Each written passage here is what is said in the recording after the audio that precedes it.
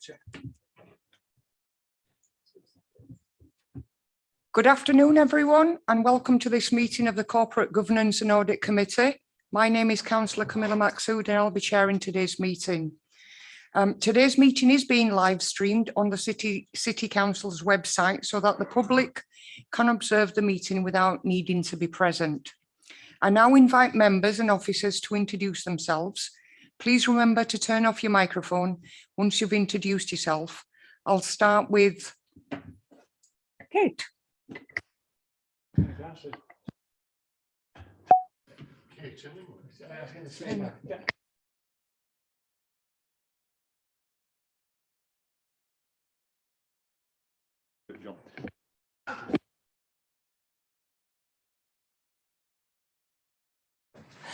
I'm Kate Sadler. I'm the lead officer to the committee. Right, Councillor John Ellingham from Kirkstall Ward. Thank you.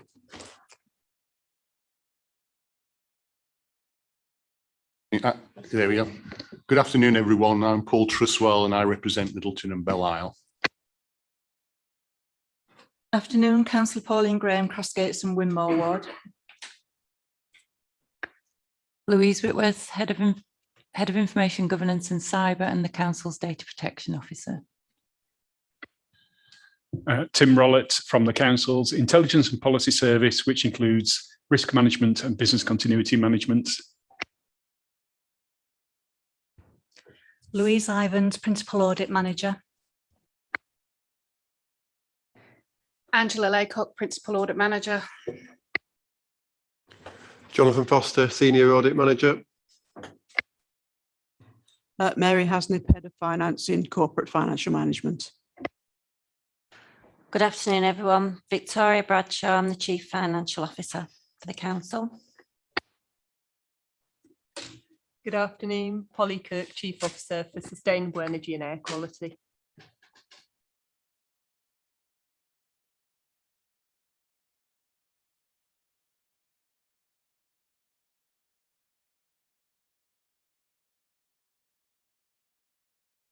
Good afternoon, Nicole Walker, Head of Legal Services.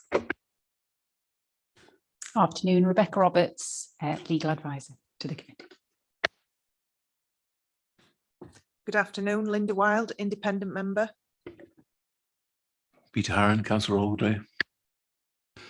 Mike Foster, representing Ardsley and Robin Hood. Good afternoon, John Grieve, Governance Services, and I'll be clerking today's meeting. Thank you, everyone. Moving to the agenda item number 1. Under agenda item 1, appeals against refusal of inspection of documents. There were no appeals against refusal, Chair. Item 2, exempt information. There were no items we need to exclude the press or public from. Under late items, I'm not aware of any late items of business. Item 4, declarations of interest. Can I ask members to declare any interests? I see no interest. I'll assume that's none. Apologies for absence have been received from Councillor Bentley. Thank you, Chair. Chair, if I can add that Louise Booth, Head of Audit, sends her apologies to the meeting. She's succumbed to the illness, unfortunately.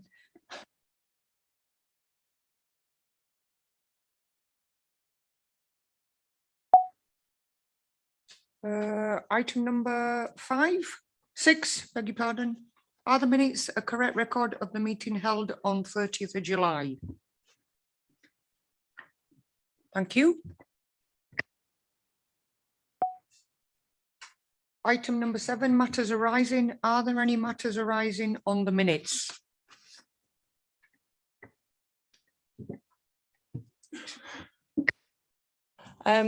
Yes, Chair. On item 22 in the minutes, the information that members requested and discussion of the procurement report has been circulated, and Louise Whitworth, as Data Protection Officer, can update on the PSN application.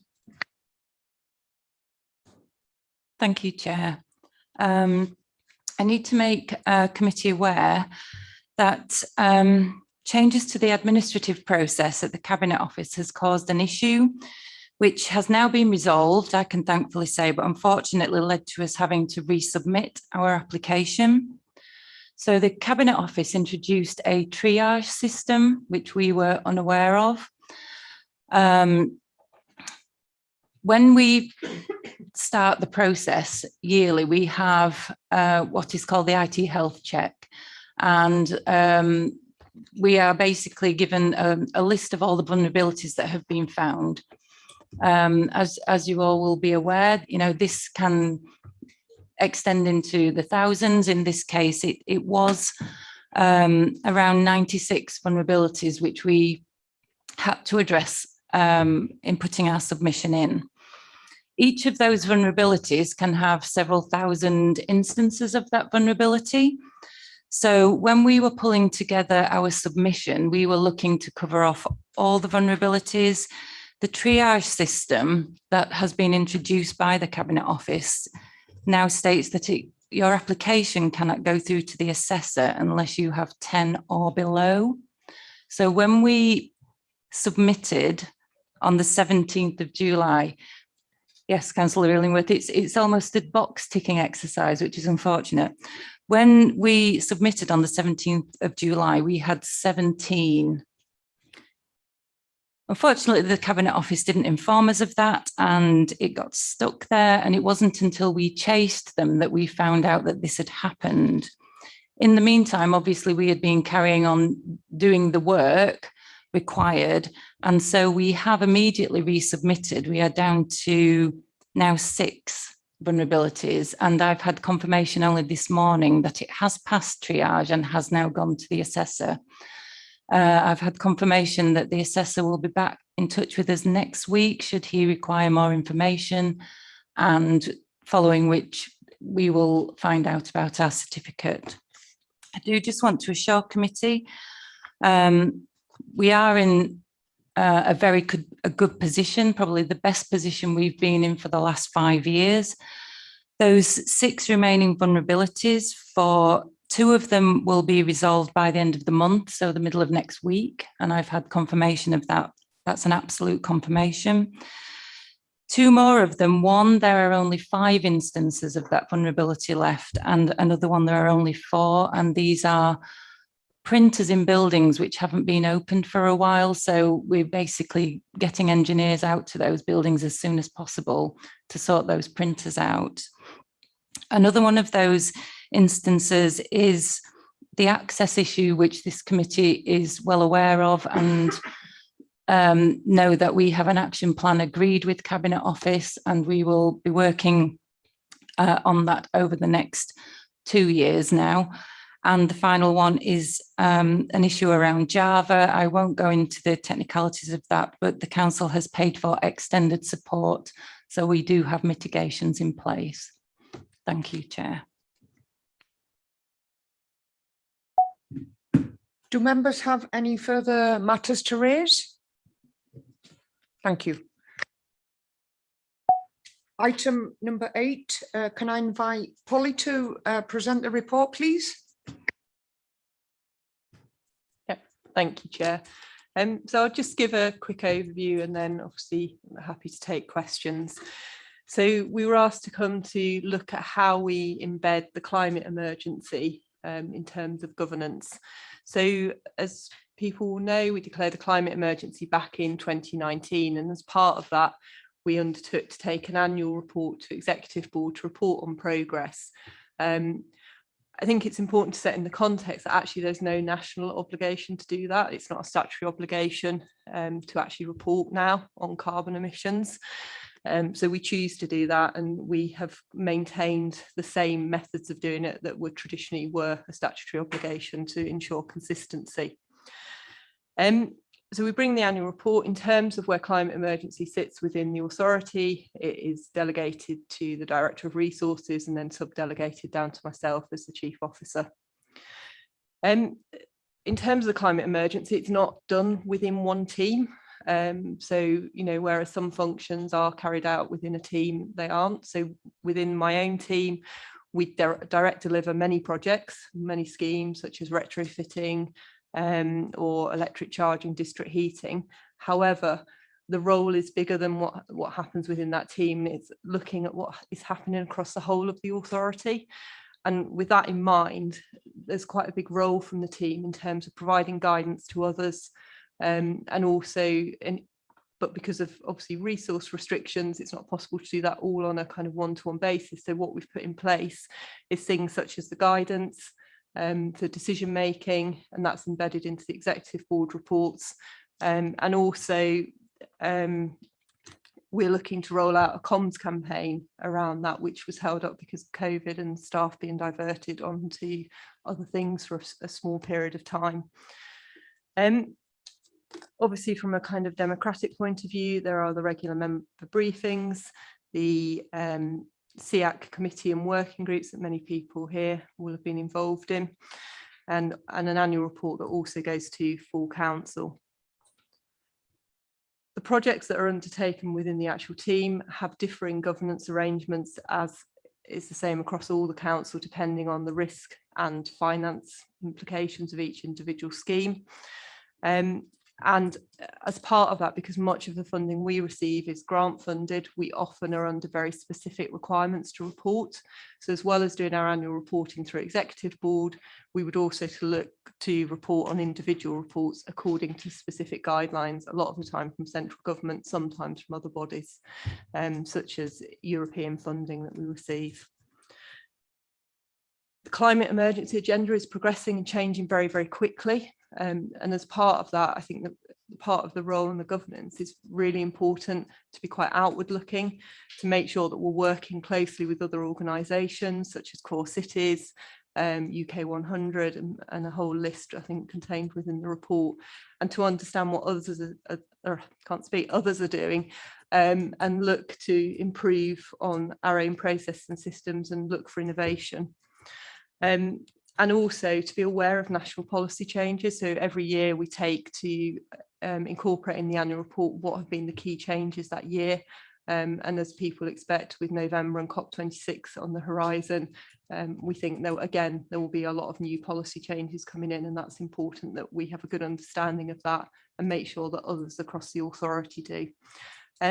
I'll leave it there, and if people have got questions, more than happy to answer. Councillor Foster.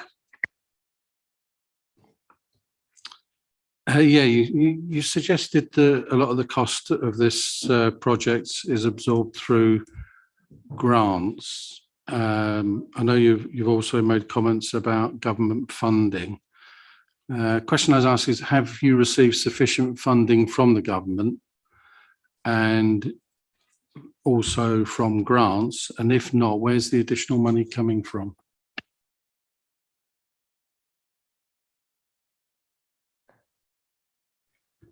So if you're talking about sufficient funding to hit net zero, then the answer would be no. You know, there's still a lot of work to do and projects to work through. In terms of the funding that we've received, it's been sufficient to deliver the specific projects. So in terms of retrofitting our estate or retrofitting specific parts of housing, at the moment, I think funding is one of the big shortfalls in terms of the climate emergency. Because well, not just funding but also policy, because some of that funding will have to come from the private sector in terms of private individuals and some of the decisions that they make. So that there are quite a few asks, I think, that are beyond our direct remit and control within the council. Okay, yeah, thanks. Based on that answer then, are we misfiring on this project? Are we likely to fail in the objectives?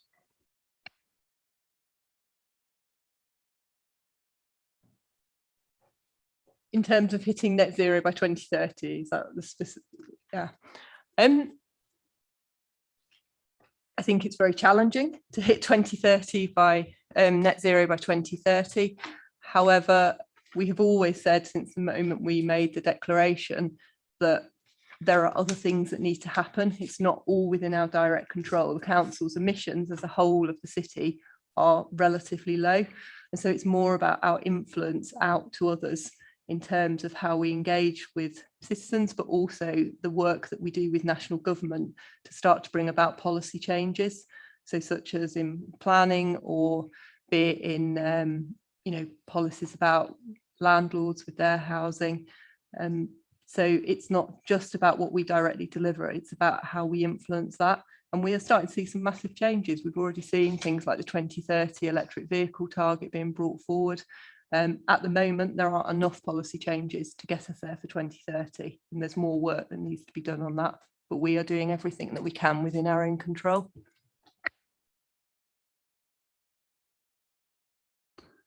I guess my concern is that it could be a misfiring project that's absorbing resources from other areas that would benefit. Simple example would be, and I might go off piste a bit with this, climate change. One of the fallbacks from that is storm water. And if you go around my community, all the storm drains are blocked and silted up. So in the short term from climate change, it's flooding in my area through lack of resources. So the local officers tell me.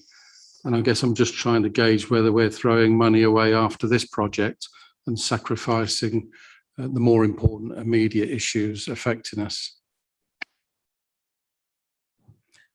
In terms of the actual cost of the team, which is the only cost of the council, only 50% of the cost of the team is funded by the council. All the rest is funded through grant.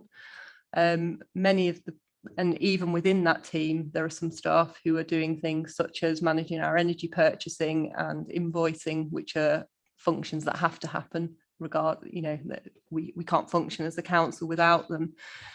So in terms of resource, we put very little council resource actually into the climate emergency, but we are very good at securing external finance that could not be used for some of the example that you gave there. They have a very specific purpose. If we didn't have that happening, actually Leeds would get left behind as a city because others would be bidding for that funding and securing it. And things such as the flooding will ultimately get worse if we don't play our part in actually staying at 1.5 degrees centigrade. So, I appreciate that there are already short-term issues with flooding, but actually there's money going into that as well with things like the flood alleviation scheme. There's been some really significant work undertaken in the city. And I think, we've seen what's happened over this year with climate emergency and some of the problems people have suffered. That will only get worse if we don't take the action. So, which is why it's one of the 3 corporate priorities, because I think the council's recognised the significance to citizens of actually not taking action and the longer term impact of that. Yeah, thanks for that. Councillor Illingworth. I was going to ask about assurance during growth, because I'm hoping that this is going to expand enormously over the next few years. And I should be arrived to see a lot of it, I hope. But it seems to me that there's a transition being made between the present setup, where there are grant-funded research activities, trial runs, absolutely welcome and entirely the right thing to do. But at some stage, a transition will need to be made to seriously big projects that will absorb large amounts of capital and be involved with large revenue flows. And I'm just wondering how the strategy will evolve from the first stage into the second stage, and how we'll be assured of quality throughout that process. So I think we're already we're kind of at that, I suppose, point of transition in some ways. We've been at the forefront of a lot of the trials and kind of proving technologies and understanding, and what we're now doing a lot of work with is actually how we bring things like pension funds and private sector funding into that, and we start to do it at bigger scale. And so we are working with a lot of the national sort of think tanks on that, working out how that can work, making sure Leeds is at the forefront of that, and that we're supporting with the understanding we've got from all the projects. And at the moment, that's kind of, I suppose, where we are as a country, is we're at that kind of cusp of change. And I think our role is to make sure that we're at that forefront and we're influencing that, because we have got a lot of really practical delivery experience across a lot of really tricky housing types, or different schemes. So I think we can add a lot of value to that, which is the role we're trying to play in terms of all the different groups that we work with. So things like the SEAC finance group, that's the sort of work that they're starting to explore within that. And in terms of assurance, we would look to kind of maintain, we'd still use the annual reporting and make sure that we're going through the kind of briefings and the decision and governance that is set up within the council. Thank you. One thing that I'm slightly concerned about then is the process of challenge, that when we are in the sort of exponential growth phase, we will make mistakes. It's absolutely inevitable that wrong choices will be made and the council will need to draw back, because that's the way the world works. And I think councils as a whole are a bit risk averse in this area, and they don't easily change direction. And that's the bit which I think is our highest risk area, that we won't challenge effectively or early enough, that we're pacing in the wrong direction, need to change course. So I particularly wonder what your views are about that, and about how we deal with controversy, disputes, arguments and doubts about whether we're going the right way. I think we've been quite good actually at, when, of changing decisions. When we see technology starting to move quicker, we've had an example with one of the alternative fueling stations that we were looking at, that technology was starting to progress too quickly and it wasn't the right environmental solution, and we pulled back from that and went down a different route. So I think we are very constant at monitoring. I think where we're getting to now, actually, technology and the technology decisions are getting to the point where they will be made, and we know what the future looks like technology wise. There's probably a few questions still around maybe some of the larger vehicles and electric versus hydrogen, but there's a lot going on at a national level in terms of mapping that out, and we will be watching that and understanding those trends. So I have kind of less concern that we're going to back the wrong horse in a way, because I think there's so much work going on and research at a national level. And I also think we've been really transparent. We've been coming to things like the SEAC committee and the exec board and giving people that opportunity to see what we're doing and to question. We also work really closely with the Climate Commission, the university, and they have given alternate views to certain things that are happening, and we've listened to those and taken those on board. So I think we've been good at reaching out to others and not just kind of blindly going down an avenue. Thank you. Councillor Triswell. Yeah, thank you, Chair. John's actually covered one of the main areas that I wanted to touch on, of how robustly we are challenging the process right across the piece, to ensure that all departments and all sections are proactively embracing climate change agenda. And just one small element of that, we've now built into all committee reports a section relating to how they relate to climate emergency. But my experience in the past is sometimes, and on both sides of the divide, both officer and member, there's a tendency to pay lip service to some of these when it's just a chore. Has there been any sort of monitoring of the reports to make sure that they are actively reflecting the climate emergency elements of their subject matter? Thank you, Chair. On just one other point, on page 21, centre of the page, it says in February 2020 a climate emergency update paper was brought to executive board, and I didn't bother clicking onto that because I thought 19 months was a bit of an ancient document, but I do realise that actually it was a document that went to executive board in this February, but it's still 7 months out of date, and I'm just wondering, is that an annual report to executive board? So yeah, the report's annual. So it was February. Or sorry, what date did you say? I put the wrong date in the report. So it was February 21. February 21. The last report went. So it goes in sort of February every year. In terms of the first question about the exec board reports, so I think the first sort of cycle when we started doing it, we did a review. We've done the guidance to try and help because we don't within the team have the resource to do that monitoring. So the guidance is there. That's why we're going to do the communication campaign again. And that's why we go out to services and do sort of the presentations and the talks, but we don't have the resource to do that individual review. So that does fall to individual departments to make sure that that's robust.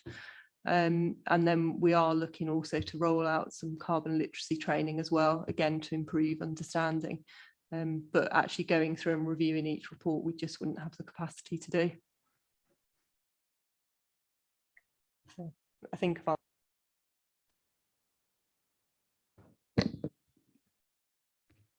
So when do you feel we'll be in a position to have rolled out the training so that each individual department can actively address its responsibilities and delivering on them? And I just repeat my other question, have we done any sort of trawl of reports, or is that something that falls outside the capacity of you and your team to undertake? Yeah, no, we haven't done a trawl of reports. So we get asked sometimes to specifically help, and if we try to when we can, but it's not something we do for every single report. But we will if people approach us. But with certain departments, so for example, housing, asset management, planning, transport, we work with departments where the impact on climate is probably the most significant.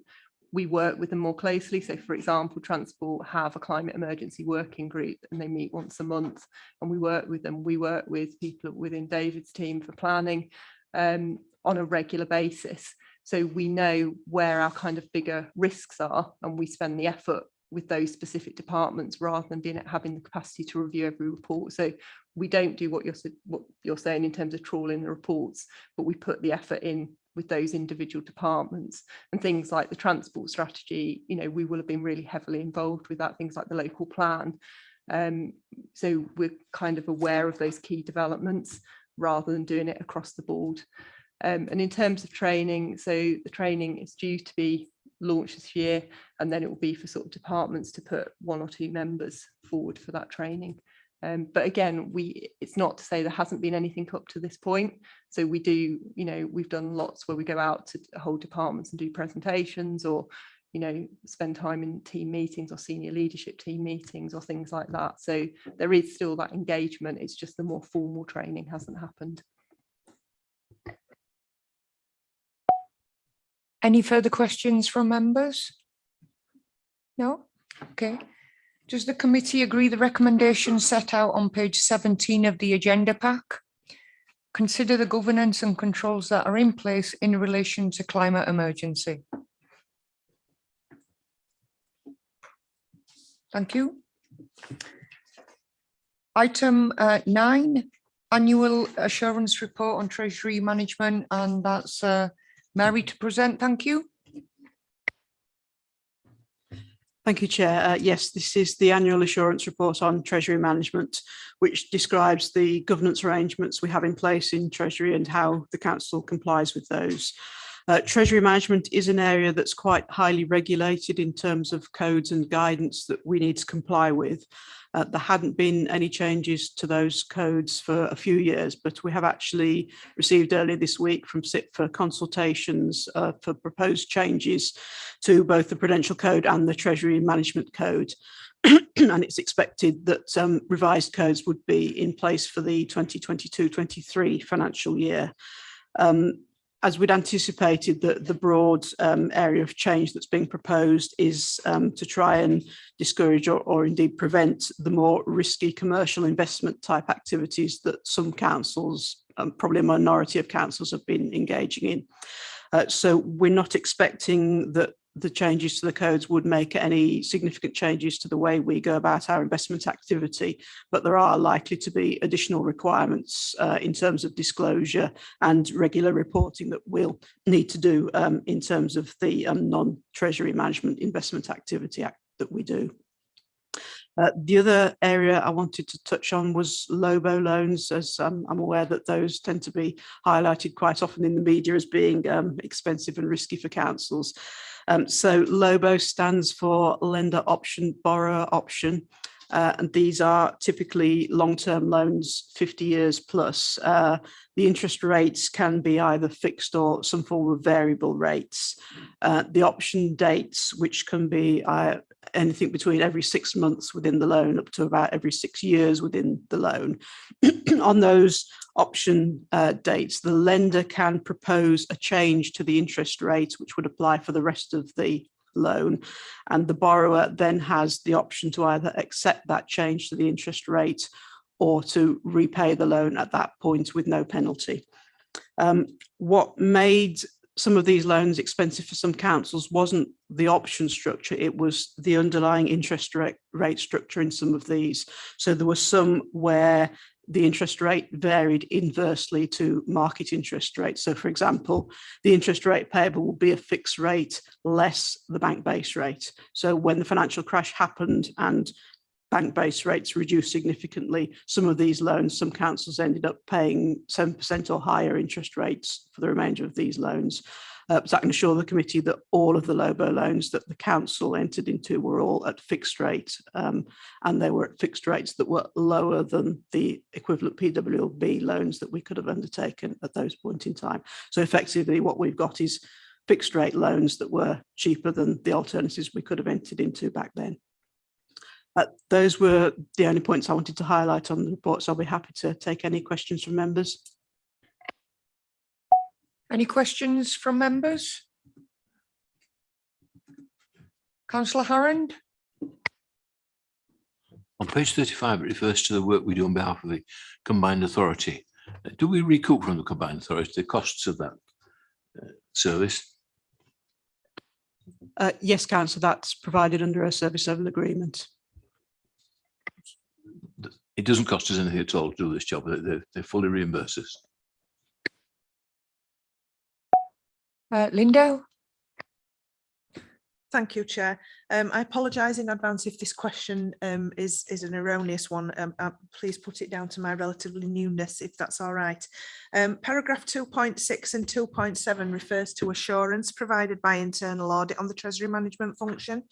Para 2.6 refers to an annual review for last being done in 1920, being the most recent review. And then para 2.7 refers to a cyclical review with data analytics being done on an ongoing basis to provide assurance. I guess my first question is, has that been done? Apologies if it's been done before I joined the committee. If so, what are the conclusions from that? And then on page 39 at the top of the page, it again talks about every year the Corporate Governance and Audit Committee receiving a report on the assurance and soundness of the Treasury management function. And again, has the committee received such a report? Thank you.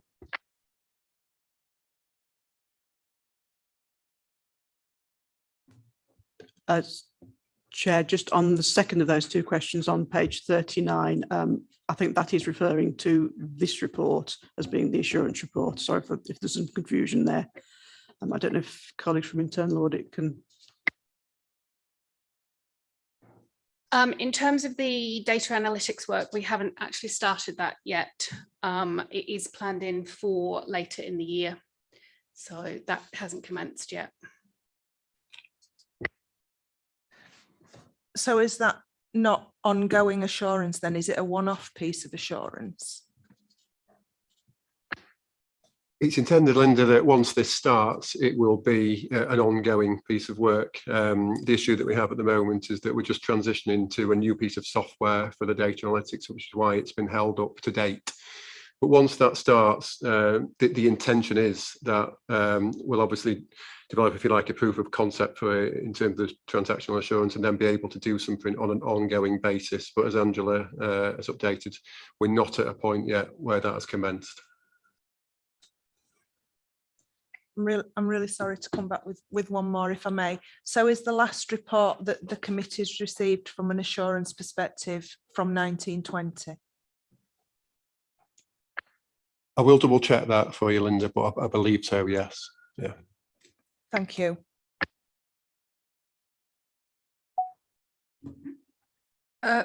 Mary, can I just ask, page 35 of the report pack, Appendix C, describes that the council provides Treasury management services for WICA, as Councillor Harrand has mentioned.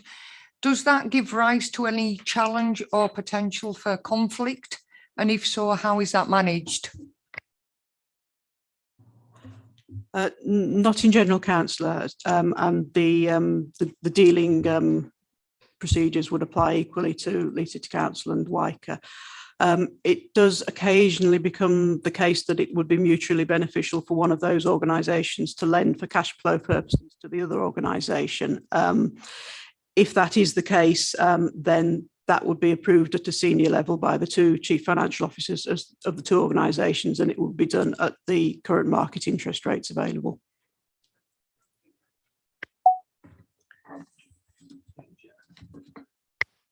I didn't know we did that. Who gets a report of that, this sort of intercompany dealings, as it were? How often does that happen? Not very often, councillor. I last recall it happening several years ago. Right, well, okay. It's not likely to happen in the near future because both organisations are quite cash rich. All right, several years ago is all right, but I thought it's happening every Tuesday. I'd like to know about it when it is. Thank you, Councillor Harron. Any further questions from members? No? Does the committee agree the recommendations set out on page 27 of the agenda pack? To note that Treasury management continues to adhere to its governance framework, including the SIPFA Code of Practice, the Prudential Codes 2017 and revised SIPFA guidance notes issued in 2018. All borrowing and investments undertaken by Treasury management have been compliant within the governance framework. Thank you. Item 10, invite Mary to present again, please. Thank you, Chair. Yes, so this report presents the Council's proposed responses to the risk inquiries that Grant Thornton have put to us, which they've requested are considered at a meeting of the committee. Informal briefing sessions have been held with members to go into some of these in a bit more detail. There are a couple of minor additions and clarifications to the wording that we're proposing following on from those briefing sessions. Firstly, on page 56 of the pack, question 9, there was a question about whether we're aware of any instances of fraud in contracts. As we're just going to add the wording that it is actually a standard clause in our contracts that contractors are required to inform us of any instances of fraud they become aware of. Then on page 67, question 5, there's a slightly unclear reference to insurance claims. It describes it as the insurance section making reserves on claims. That will be better described as saying the insurance section with external advice assess the potential value of claims. So we'll change the wording there. Then on page 72, there were some words missing at the end of the sentence on the first question there. That should have referred to overpaid housing benefit claims. And finally, on page 77, the row that relates to council dwelling valuations, the column for management expertise, it just says partly at the moment. We're going to expand that to say that the district valuer has valued individually the beacon properties and that the council's internal valuers have taken those valuations to get the value of the overall housing stock. So those were all the comments I wanted to make at this stage. So if members have any questions about any of the proposed responses, officers will be happy to help with those. And I think if there are any questions as to how this fits in with Grant Thornton's overall audit, I'm sure Perminda would be happy to address those. Thank you, Chair. Any questions from members? Councillor Truswell.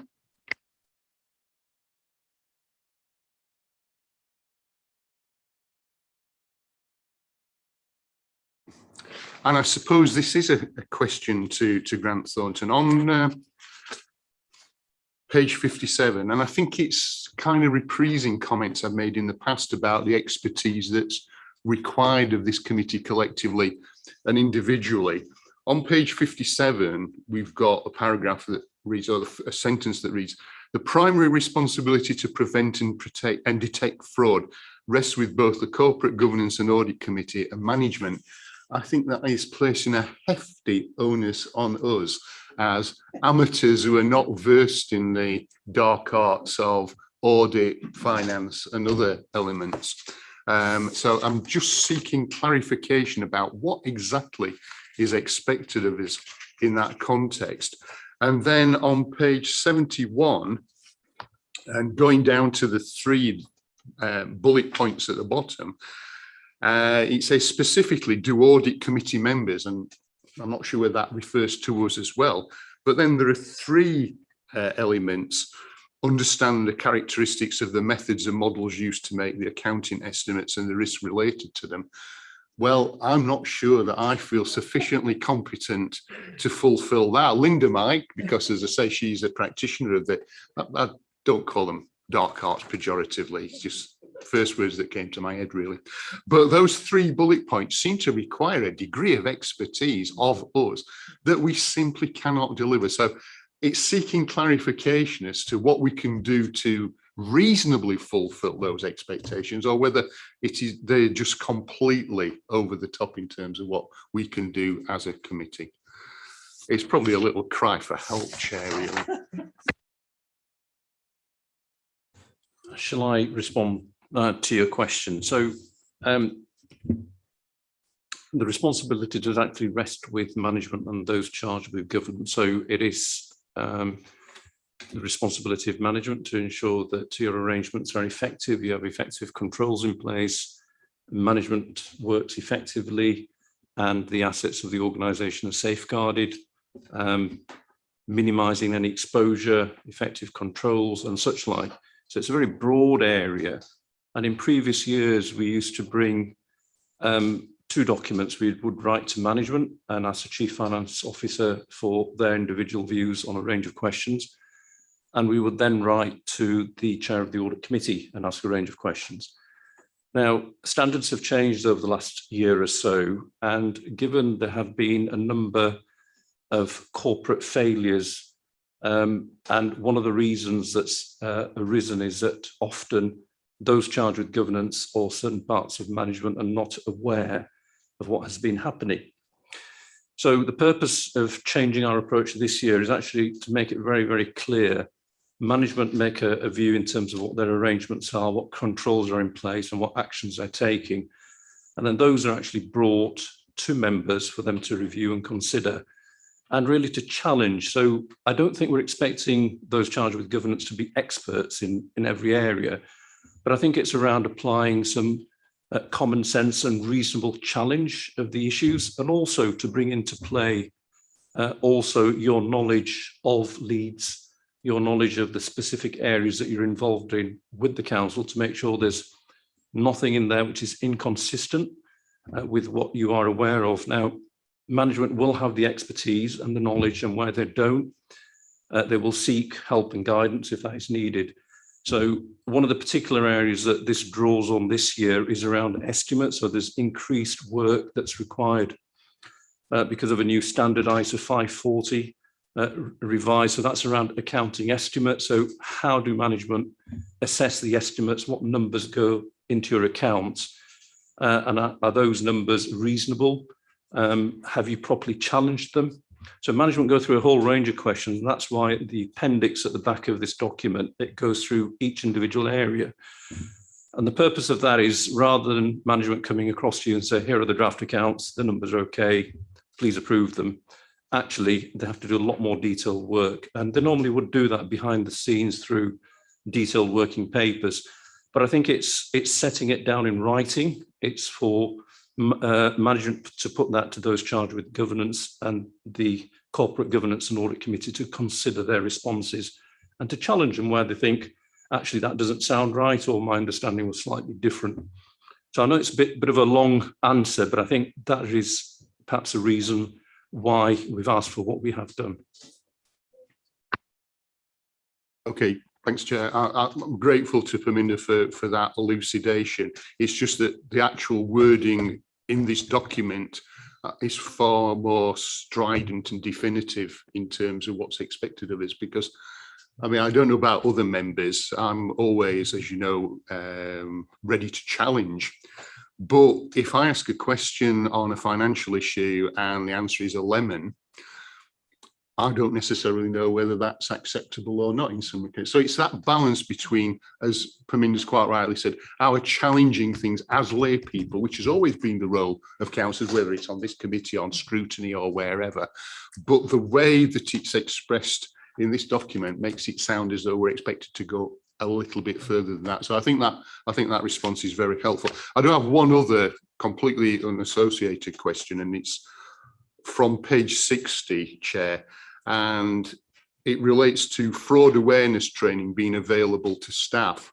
And I just wanted to check that those staff in key positions do receive training and that it's not there by way of discretion, because I think it's absolutely important that they are trained, receive training, and it's up to date and it's robust. And the second one, again, not associated with that, is at the bottom of that page. And it relates to the raising concern policy. And I'm just wondered whether, not necessarily now, but as part of the reports that we get back sporadically across a whole raft of governance issues, we can have some insight into the number of issues that are raised by members of the public and how they're subsequently resolved. Thank you, Councillor Treswell. Just before I bring Louise in, there are new arrangements for reporting fraud, and 2 reports are issued every year. Louise? Thank you, Chair. Yes, at the last audit committee, we produced our first counter fraud audit report. So that contained all of the details of the allegations we've received. So that includes the allegations received through the whistleblowing hotline and the raising concerns hotline. So through those 2 policy routes, we compile all of the information together, and that information was submitted to the last audit committee meeting, and there will be another report going to the December meeting. Thanks, Chair. I knew the whistleblowing element was in there, but I didn't pick up on the other one. Yeah. In terms of the counter fraud training, that's available to everybody on the performance and learning system, but we did target key staff at-risk groups. So, for example, the creditors service, staff in insurance, housing tenancy. So we did target those specific staff groups to ensure that they partook in the counter fraud training. Thanks, Chair. That's the assurance I was seeking. Yeah. Thank you, Councillor Treswell. Any other questions from members? Thank you. Does the committee agree the recommendations set out on page 45 of the agenda pack to consider the responses proposed by officers to Grant Thornton's inquiries and to confirm whether these are consistent with members' understanding of the council's arrangements in these areas? Thank you. We'll go to item 11, and I'd like to invite Jonathan to present the report, please. Afternoon, everybody. So this update report covers the work that we've carried out during the period between May and the end of July this year. So members will probably note that the report looks very different to some of the previous reports that we've issued. And this is the first step change for us really in trying to develop our reporting format to make it more visual and to address some of the points that members have raised around information that you would like. So it is obviously more of a tabular report, but it still contains the core information that members are used to receiving.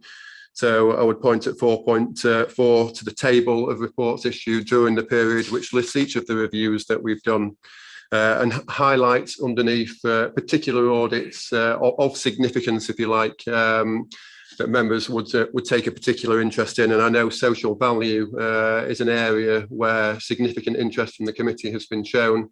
This was an issue that was discussed at length, I think, in the last committee meeting when procurement presented their assurance report.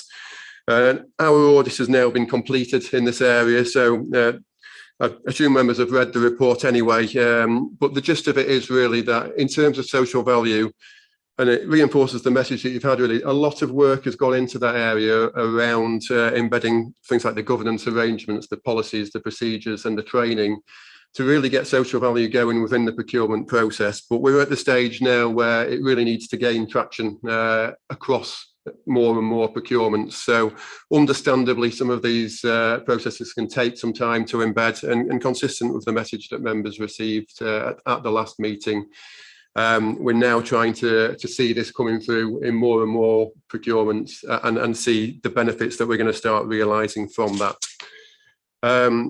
The report also has a very new section for you really in terms of other audit work completed. So this breaks down in much more detail lots of the other work that the team do, aside from simply our assurance work that feeds into the table of reports issued, but work that we build up our opinion from over the course of the year. So you'll see in the table, there's lots of different pieces of work that are listed there, as well as other activities that we are regularly involved in around the likes of client liaison and board and committee attendance and support to this committee. There's also, and this responds directly to a point raised in the last meeting, a new table which gives more of a flavour of our work in progress at the moment. So it lists the audits that are ongoing at the time of reporting. So really it gives members a flavour of what you can expect to see coming through in the subsequent update report in terms of finalisation. Our performance is still documented in there in terms of what we've got back from our customer satisfaction questionnaires. We're still very pleased with the results that we're getting here, and we have actions ongoing to constantly try and improve performance in all of the areas where we feel that obviously there's more that we can do as a team. Quality assurance wise, members will be aware that we have the external assessment ongoing at the moment. So Glasgow are in reviewing ourselves, and I know that they've spoken to the chair along with other senior officers. So that report will come to the committee on completion of that external assessment. Finally, on the internal audit side, you'll see that we offer now a rolling audit opinion, which again just shows how we build up that annual assurance opinion at the end of the year. So the opinion for Q1 has been deemed to be adequate based on the work that we've undertaken during that period, and we will continue to build that up. So you see that over the course of the year. And then finally, in Appendix B, there is some information that members had specifically requested around the monitoring of urgent decisions. So that's the end of my presentation. So any questions, I will try my best to answer. Thank you, Jonathan. Any Councillor Foster? I was interested on the customer satisfaction element of the auditing. I was interested to understand whether you see the auditees as customers.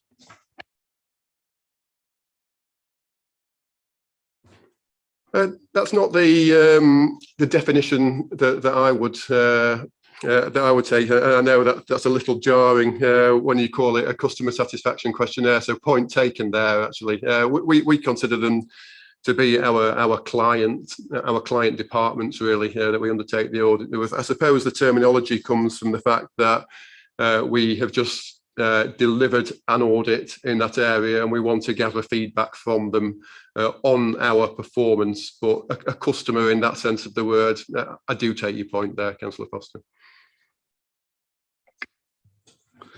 Thanks for that. The reason I raised it, I'm just pondering the conflict of interests of, say, an internal auditing team, knowing that they're then going to be assessed numerically by the people they're auditing.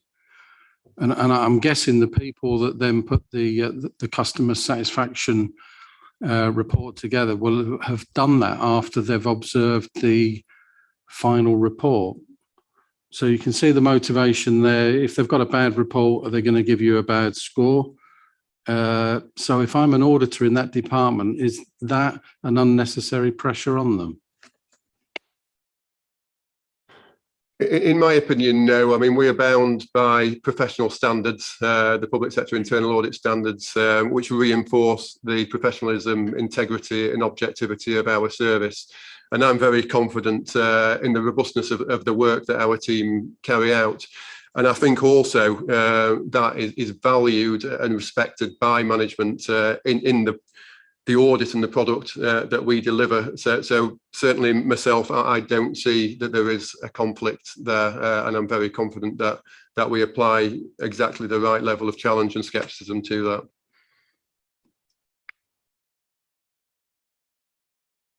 Councillor Truswell.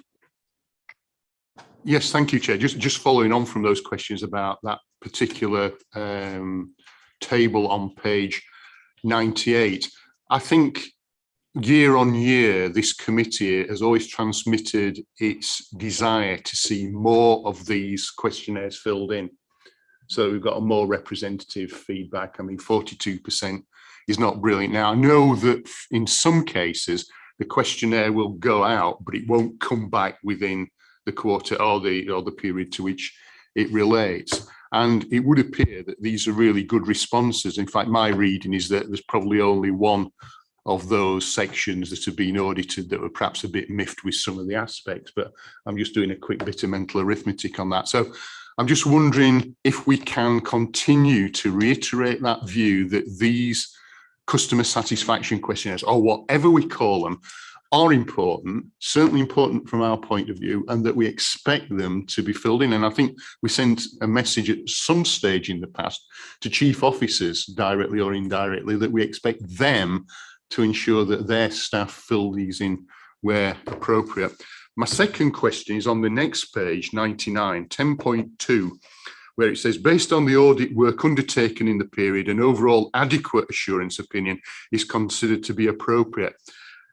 Is this a case of either being adequate or inadequate, or in terms of other audit reports, is there a scale of performance? Because obviously we've got in normal audits, substantial, good, acceptable. So just so we understand what that designation of adequate actually means, if that makes sense.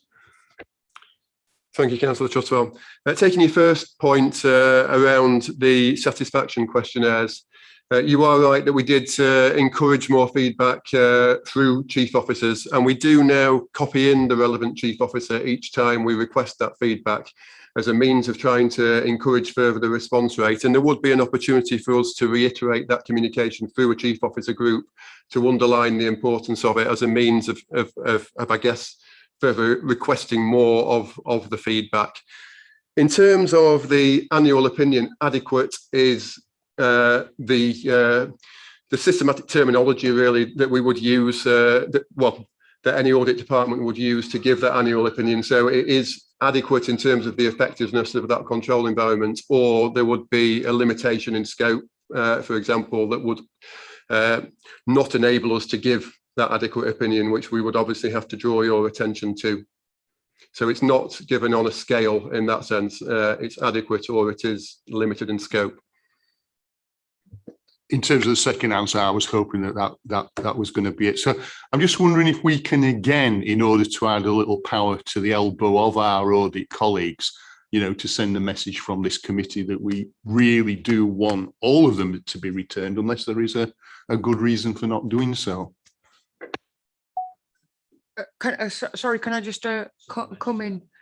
Just to say that if the members agree, I could write to the chief exec on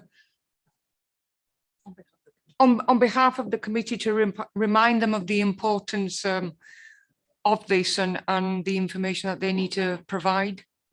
Yes, Councillor Harrand. Can we see the response rate by directorate, please? And tell us who's not playing the game.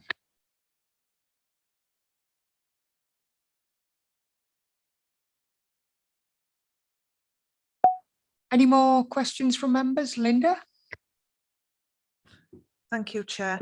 I enjoyed reading this report. Thank you. I do have a question around KPIs again. I do apologise for asking, a bit like a broken record. I think it's great. This performance is really good for an internal audit function. I think so. Well done.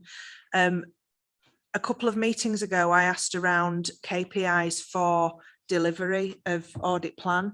Is that something that you're still looking to implement? And sorry, I'll just follow on that one. And I think the reason I'm asking that is it links back to the concern that was raised earlier around the corporate, the audit committee's responsibility around satisfying itself that the systems and processes and controls around fraud, for example, are in place and operating. without us having that confidence as a committee that the audit plan is being fully delivered in the way that you would expect it, we would expect it to be delivered, that makes our job that little bit more difficult. So I would really welcome some KPIs around the delivery of the audit plan and keeping that on track to give us that comfort. And at the same time, in doing so, it plays to the previous point around officers playing ball with the auditors, and are you getting the engagement that you need to indeed deliver the plan that you're setting out to deliver? So it's twofold really. One is to help us understand the level of assurance that we're committing to receive, or you're committing to provide us with, and two, to ensure that you're getting the support that you need as officers from the council, as auditors from the officers of the council. Is that okay? Thank you, Linda. Yeah, I mean, taking the first point around the KPIs and the delivery of the plan, as I said at the start, this is a step change, if you like. So this is the first step towards the revamped report. And I can assure you that it is something that we're wanting to feed through.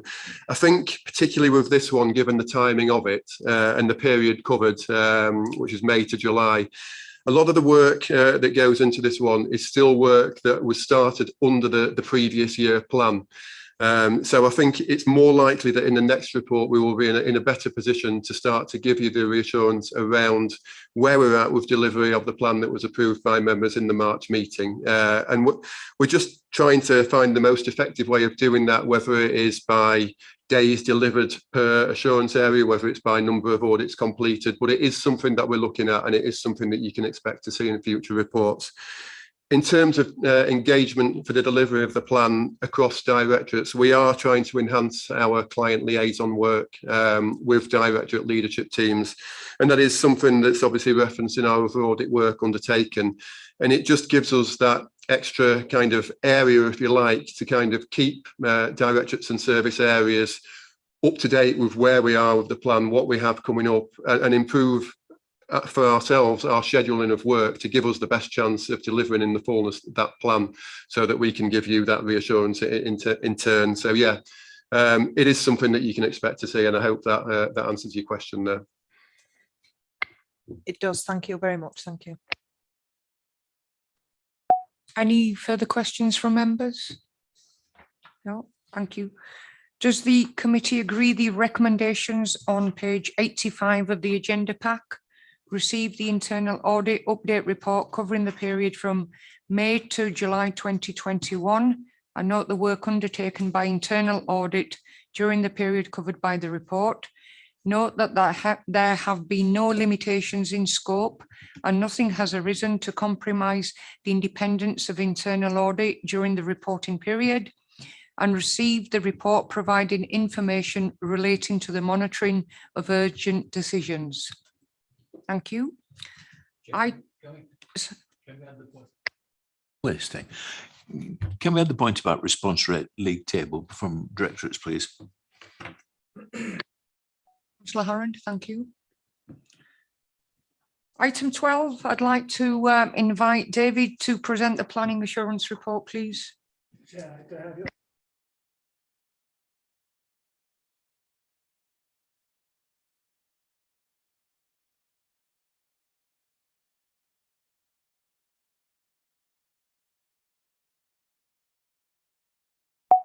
Thank you, David.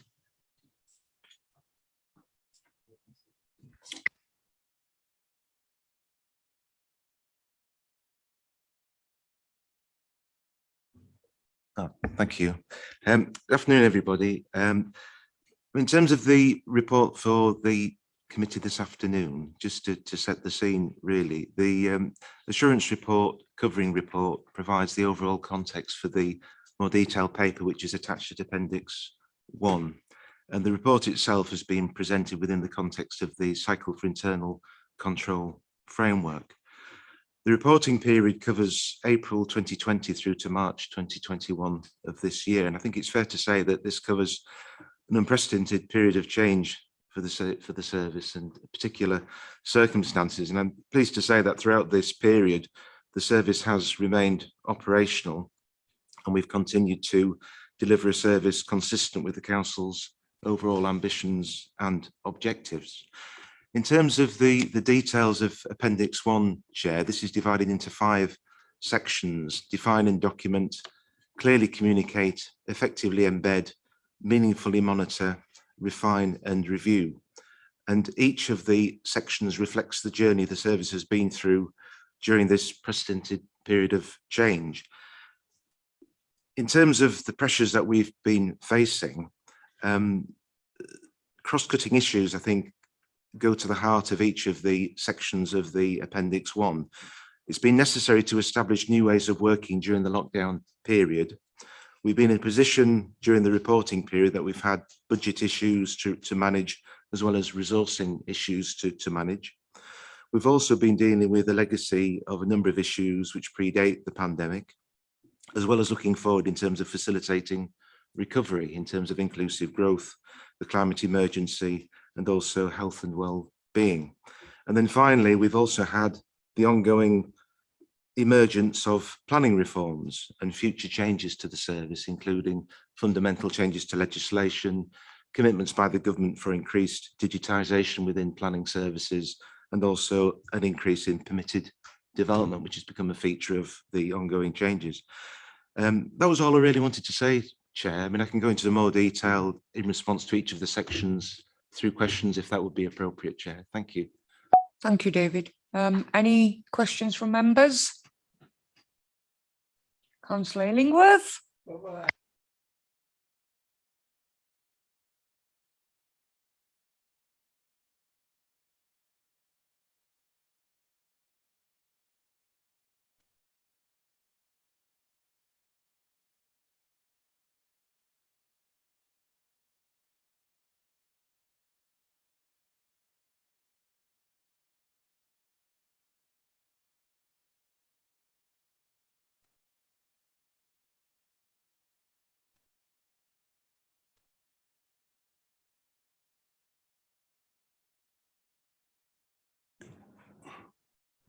I'd like to make it plain right at the start, Chair, that this is in no way a criticism of David Feeney, who is not responsible for this situation. He's inherited it. But I'd like to make that clear from the start. But it is an area of concern to me about the availability of good data for decision-making in planning context. What's alarming me is I discovered the particularly contentious planning application yesterday, which I don't know the result of actually, where statistics about playing field use and playing field availability would be being highly relevant, but the city doesn't have a policy in place for playing field provision. And that's a shame.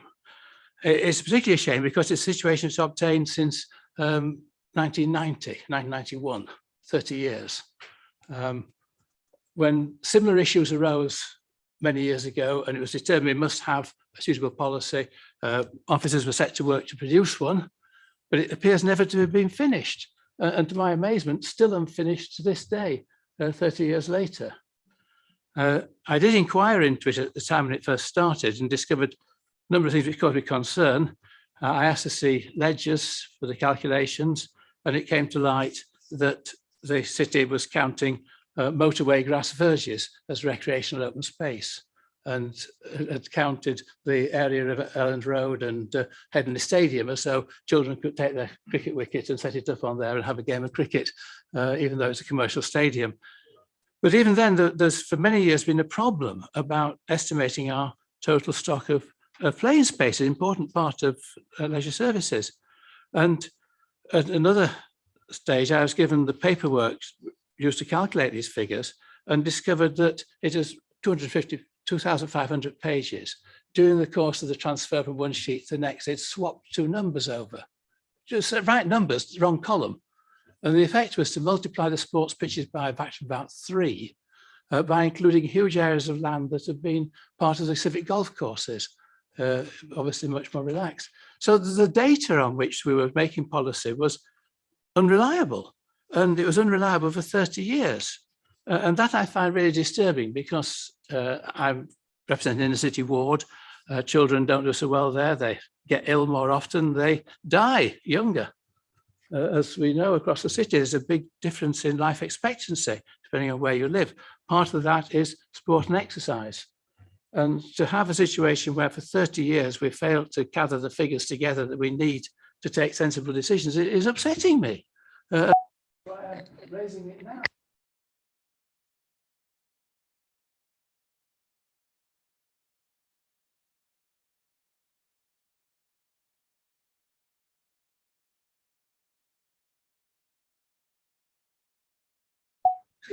How has this come about?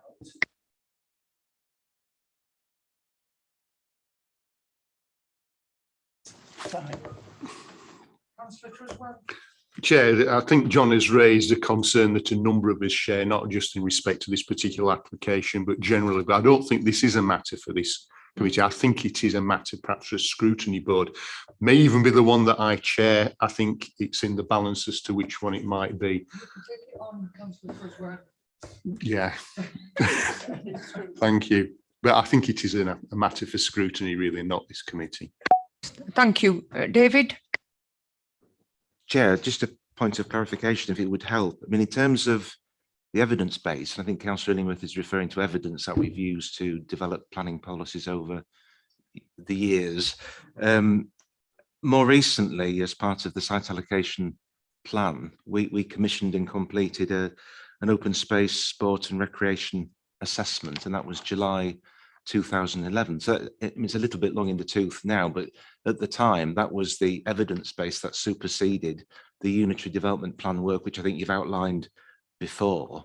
And that evidence was put before an independent inspector as part of the policies of the site allocation plan. And the site allocation plan included allocations for housing, employment, retail centres, as well as, importantly, green space and playing fields, seeking to protect them through designation in that plan. So that's the most recent evidence base in sort of the comprehensive nature. We do, Chair, continue to monitor our policies through the authority monitoring report to look at the effectiveness of those policies. And clearly, in terms of our programme of work going forward, in terms of the local plan update, it's something we will do concurrent with the update of the development plan to update the evidence base to underpin new policy formulation, Chair, if that's helpful. It is indeed helpful, and I now realise that the 2011 is why I thought the job had been done, because that was the things I was aware of. But it does seem that the process is not fully complete from the comments that have been made this week. And particularly the gentleman who responded on behalf of Sport England drew attention to the situation.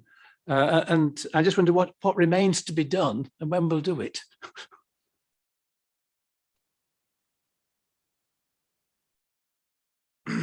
Chair can perhaps help out. In relation to the specifics of the application that was discussed at yesterday's plans panel and the references from Sport England's objection, that was in respect of the play and pitch strategy, which is actually not a strategy at all or anything that's gone through any governance whatsoever.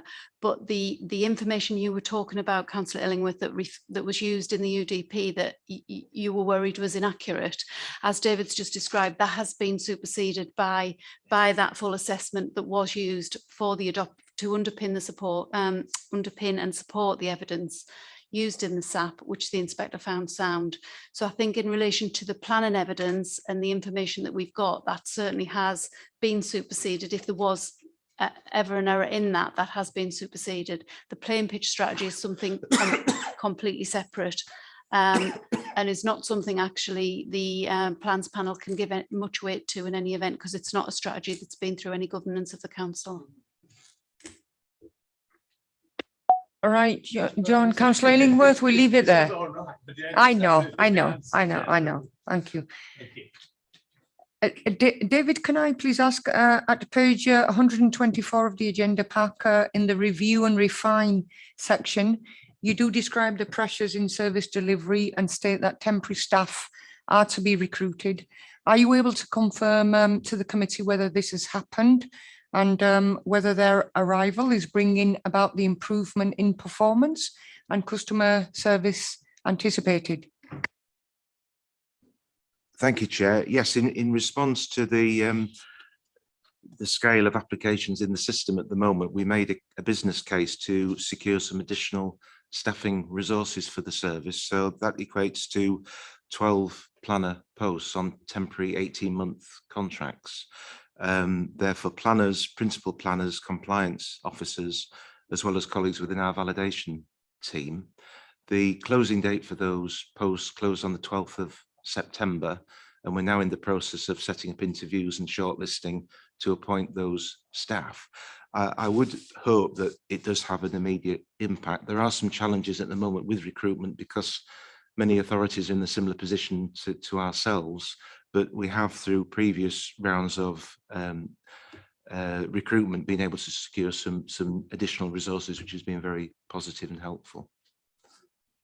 Thank you, and my sincere thanks to the planning team as well for the work they've carried out under the last 18 months. Thank you. Thank you.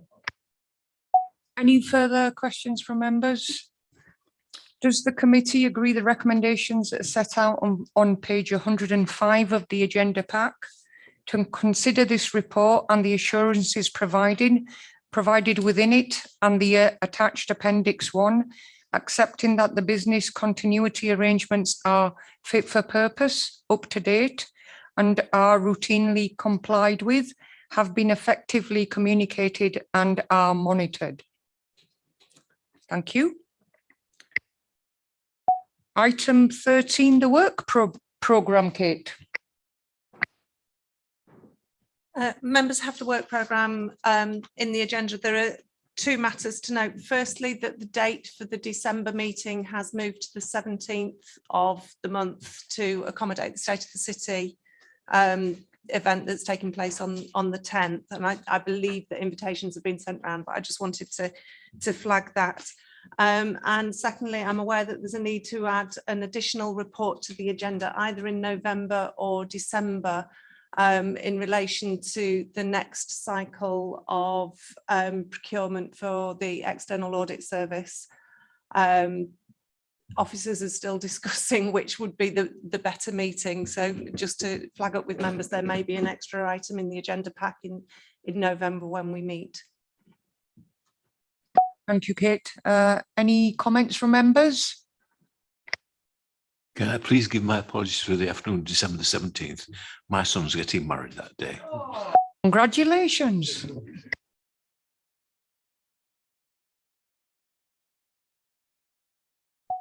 Does the committee agree the recommendations are set out on page 131 of the agenda pack to consider and approve the work programme and the meeting dates at Appendix 1? Thank you. The next meeting will take place at 2 p.m. on Friday, the 26th of November. Look forward to seeing you all then. That concludes the meeting.